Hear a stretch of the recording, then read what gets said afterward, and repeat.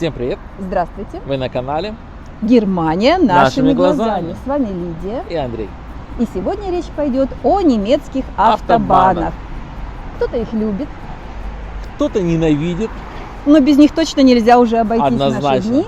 И мы все пользуемся автобанами. но мало кто знает историю возникновения этих автобанов. Настоящую историю. Не миф, не Одно- легенда. И именно эту историю мы сегодня вам поведаем.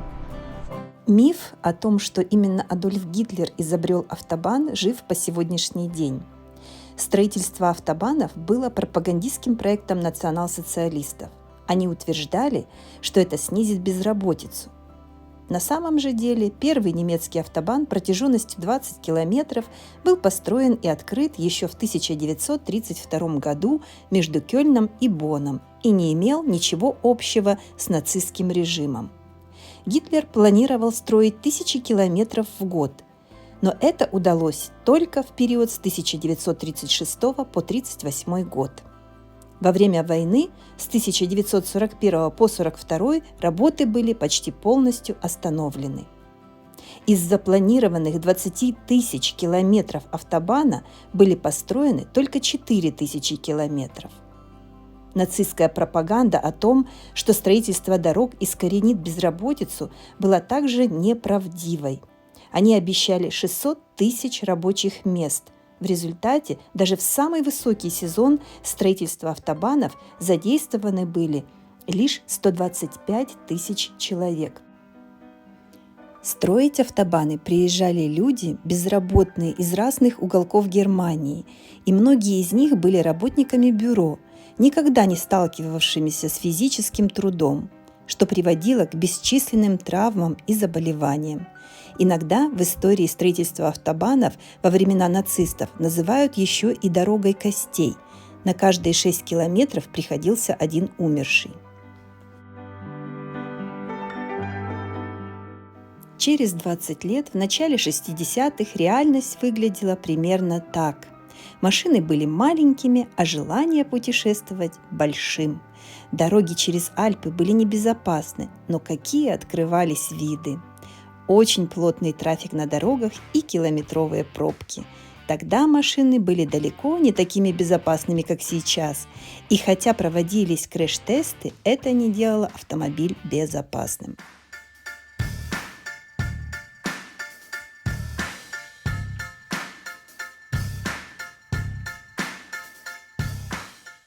Дорожных знаков не было, также не было ремней безопасности, не было запрета на вождение в пьяном виде.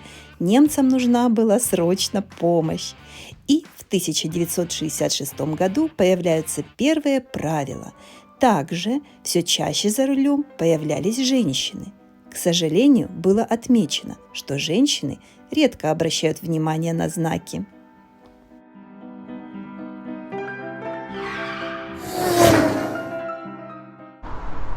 Кадр, конечно, просто потрясающий. Но я хочу сказать, я тоже женщина, я тоже водитель, и иногда я просто в шоке от того, что я вижу на дороге. Например, совсем недавно на светофоре стоит передо мной автомобиль, за рулем женщина, автомобиль мигает налево, смотрит она направо, а едет прямо. И вот я сижу и думаю, а куда она едет? Я так думаю, что, наверное, она сама не в курсе, куда она собралась. Строительство автобанов было делом недешевым. Например, в начале 60-х годов строили автобан А-40. 6 километров этого автобана обошлись в 135 миллионов немецких марок. Эту дорогу прокладывали сквозь застроенную территорию. Сначала надо было людей переселить, потом снести некоторые дома и только потом строить дорогу, что, естественно, увеличивало расходы. Интересно, что люди тогда не только не возмущались против шума и огромных ям возле их домов, а наоборот, радовались постройке новой быстрой дороги. Представьте, сегодня возле нашего дома роют котлован и собираются строить автобан. Сразу же появится гражданская инициатива, люди объединятся, выйдут с протестами. Все автобаны Германии имеют свои номера. Автобаны, ведущие с севера на юг, имеют нечетные номера. Например, А7. Автобаны, ведущие с запада на восток, имеют четные номера, например, А4. Что раньше не знали водители, так это то, что автобаны могут в любой момент взорваться. В период Холодной войны на важных съездах и соединениях дорог под автобанами были спрятаны мины-ловушки, чтобы при необходимости остановить наступающего врага. В некоторых случаях это были атомные мины, которые должны были создать огромный кратер и дать возможность НАТО организовать защиту. Многие автобаны были так выстроены, чтобы их можно было быстро переоборудовать под взлетно-посадочную полосу, даже для тяжелых больших самолетов. В то время официально было 24 таких участка на автобанах Западной Германии. Разделительная полоса на таких участках была забетонирована, оградительные бордюры разбирались.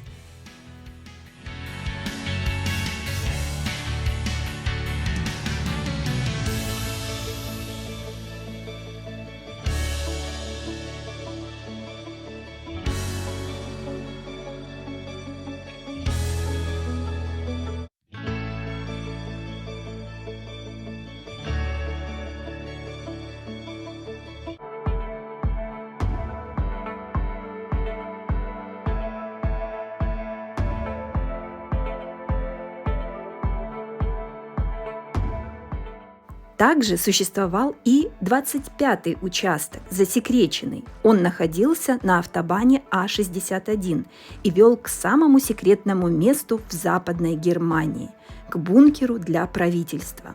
Бункер был построен для президента и его заместителей и министров. Маленький город, в котором правительство могло работать 31 день. Рассчитан он был на 2000 человек.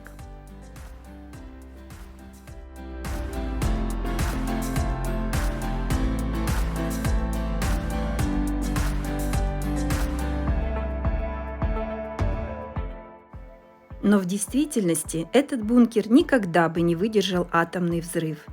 В то время ГДР рассматривали как Восточный блок, за которым стоял Советский Союз и его армия.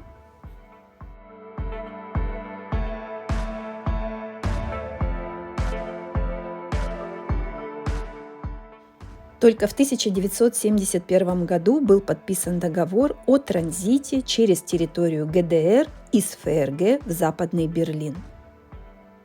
Изначально было 3 транзитных автобана.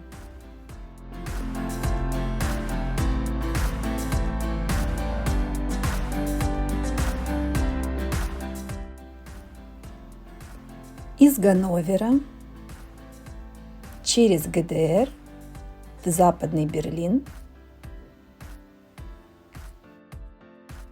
из Мюнхена через ГДР в Западный Берлин и, наконец, 3-й, который уже на территории ГДР врезался в автобан, ведущий из Мюнхена, и вел дальше в Западный Берлин.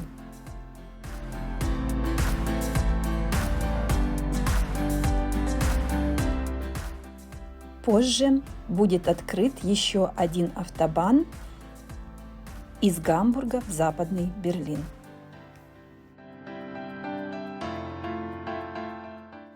В 90-х годах, когда произойдет объединение Западной и Восточной Германии, на свет выплывают все недостатки ГДРовских дорог.